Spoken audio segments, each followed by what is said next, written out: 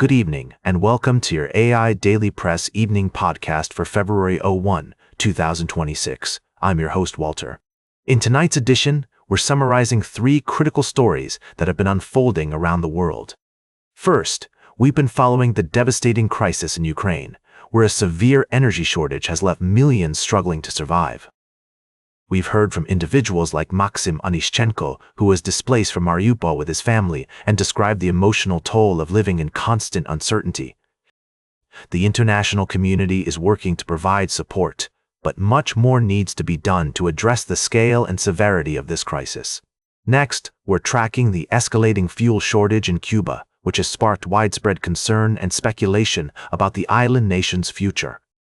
With a critical shortage of diesel fuel affecting transportation, agriculture, industry, and even the electricity system, Cubans are bracing themselves for even more difficult times ahead.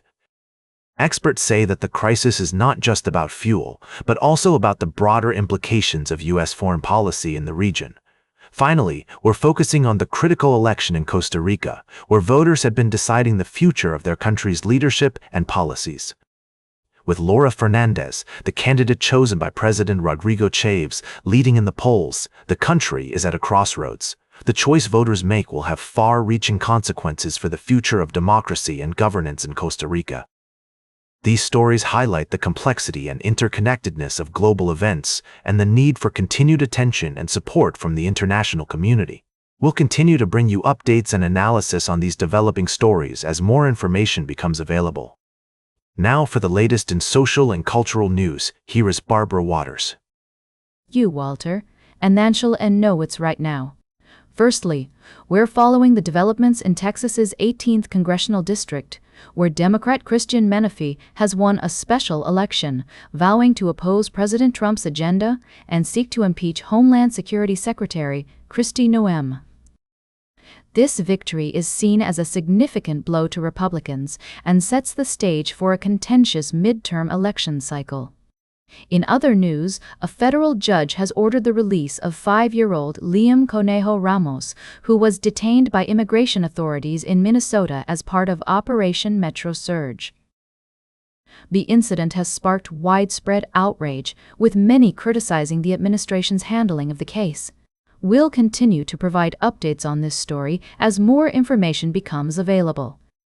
Lastly, we're keeping a close eye on international developments, particularly in areas affected by winter weather and global politics. From special elections to immigration enforcement, these stories have significant implications for our nation and the world at large.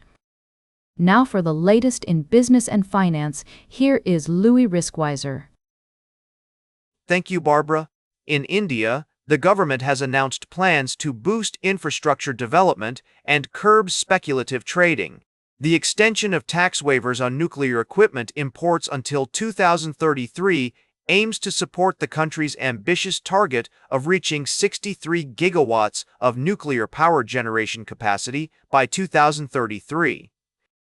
Additionally, import tax exemptions on overseas purchases of machinery for making lithium-ion battery cells will promote local manufacturing of clean energy gear and reduce dependence on imports. However, not all sectors are benefiting from these announcements. The hike in securities transaction tax on equity futures has led to a decline in shares of stockbrokers and exchanges, while state-owned banks have been affected by the lack of consolidation announcements and relaxation of foreign shareholding caps. In the tech world, we're keeping an eye on Navan Inc. and HubSpot Inc. Both companies show promise, with Navan Inc.'s AI-powered software platform simplifying expense and travel experiences, and HubSpot's cloud-based customer relationship management platform being a game-changer for businesses worldwide. While both stocks have potential upside, investors should approach these investments with caution, considering risk tolerance, investment goals, and overall market conditions. As I always say, don't panic and remember that the more things change, the more they stay the same. We'll continue to monitor these developments and provide updates as more information becomes available. Now for the latest in science and technology, here is Carl Starman. Thank you, Louis. First, we looked at the incredible work being done in the field of private space flight, particularly with NASA's partnership with Axiom Space for the 5th private astronaut mission to the International Space Station.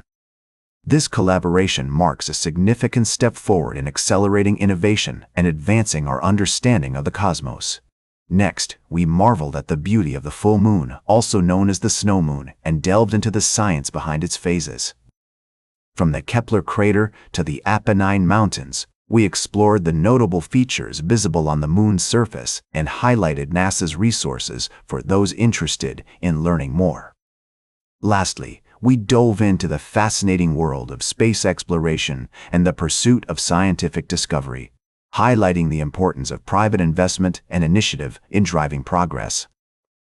We also touched on the significance of maintaining a commitment to evidence-based thinking, critical evaluation, and scientific skepticism as we push the boundaries of what's possible.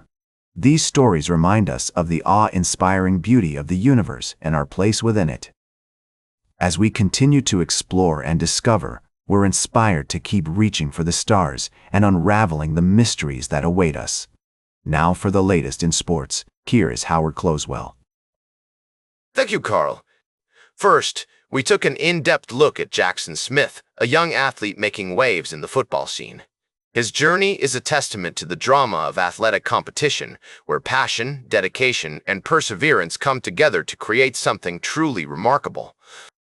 Next, we dived deeper into Jackson's story, exploring his training regimen, strategies for overcoming obstacles, and mental toughness.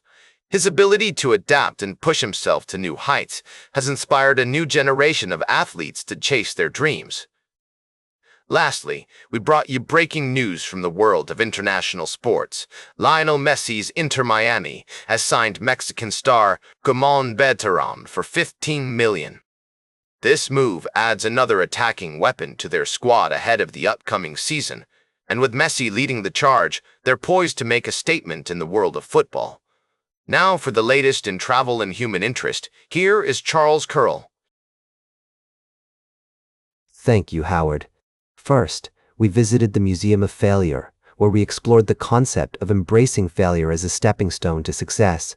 We met with the museum's curator, who shared insights into the importance of learning from our mistakes and how they can lead to breakthroughs in various fields. Next, we delved into the heartwarming world of The One About the Blackbird, a picture book that celebrates the special bond between a child and their grandparent through music.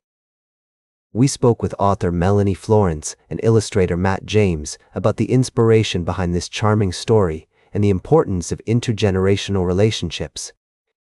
Finally, we ventured into the realm of artificial intelligence, where we followed Tiernan Ray's experiment with local AI on his M1 Mac. Despite encountering challenges and limitations, Tiernan's journey highlights the value of experimentation and the need for patience in the pursuit of innovation. These stories remind us that progress is often incremental, and it's essential to appreciate the complexities and nuances of human experience. As we close this evening's podcast, we're left with a sense of wonder, curiosity, and inspiration. Now for the latest in fashion and entertainment, here is Joan Streams. Thank you, Charles. First up, we took a look at the energy sector, which has been making waves with its impressive gains. We broke down what's behind this surge and why it's not just about the price of oil. Remember, folks, don't get too caught up in the hype. Keep your wits about you and always do your research. Next, we shifted our focus to the world of entertainment, where the 68th Annual Grammy Awards took center stage. We dished out the fashion hits and misses from the red carpet because, let's be real, someone's got to keep these stars in check. And speaking of fashion, we couldn't help but notice the, interesting choices made by some of the tech moguls in the AI chip design industry. Speaking of which, we also explored the exciting world of AI chip design, where Chinese company Cambricon is reporting a whopping $316 million net profit in its first profitable year. We talked about what this means for the industry and why you should keep an eye on these players. And of course, we had to throw in some fashion advice for those tech moguls, because, darling, if you're making millions, you should dress like it. Lastly, we touched base on the 68th Annual Grammy Awards, where music's biggest stars came together to celebrate the best in music. We didn't get a chance to dive deeper into the winners and highlights from the ceremony, but we'll be sure to keep you updated on all the latest news and trends. Thanks for joining me on the AI Daily Press. And remember, if you want to make a statement in any industry, you need to dress the part. Trust me on this one, darlings. Now for the latest in nature and environment, here is David Attenacher. Thank you, Joan. Firstly, we looked at the role of fungi in pest control, a sustainable alternative to traditional chemical pesticides.